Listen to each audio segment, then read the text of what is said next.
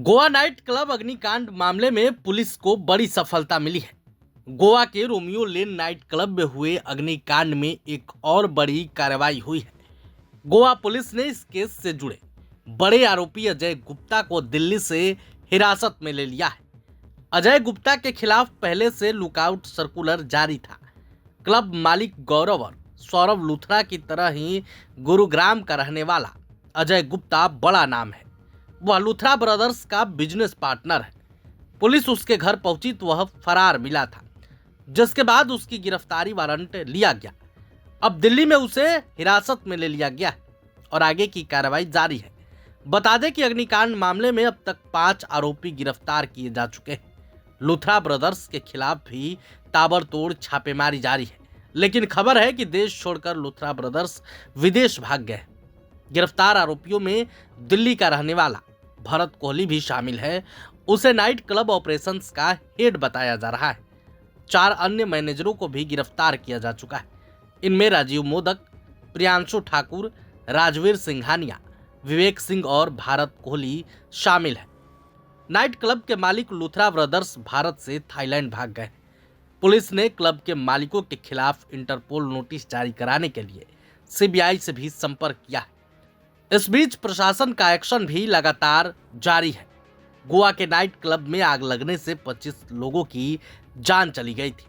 प्रशासन ने इसी कड़ी में दूसरे नाइट क्लब के खिलाफ बड़ा एक्शन लेते हुए बुलडोजर चला दिया है। इस बीच अन्य आरोपी को दिल्ली में हिरासत में लिया गया है। समुद्र के किनारे बने Birch by Romeo Lane club में आग लगने की घटना ने पूरे देश को झकझोर कर रख दिया है। इस घटना में 25 लोगों की मौत हुई है। इसमें 4 पर्यटक और 14 स्टाफ सदस्य शामिल हैं। 7 पीड़ितों की पहचान अभी तक नहीं हो पाई है। 6 लोग घायल हुए हैं, उनका इलाज चल रहा है। इस पूरे मामले की मॉनिटरिंग गोवा के डीआईजी खुद कर रही हैं। वहीं दूसरी तरफ गोवा के पर्यटक मंत्री का भी बयान सामने आया है। आप वो भी सुनिए। टूरिज्म डिपार्टमेंट हमेशा सीरियस है to see that we promote tourism in the right manner for domestic and international destinations, and we ensure that enforcements are done in the areas which are our areas, and we also need to ensure a peaceful, good stay for tourists, for the hotels and wherever they go. What has happened is a very tragic episode. This particular episode which happened was at Birch by Romeo Lane, which does not come under the purview of the tourism department in terms of registrations.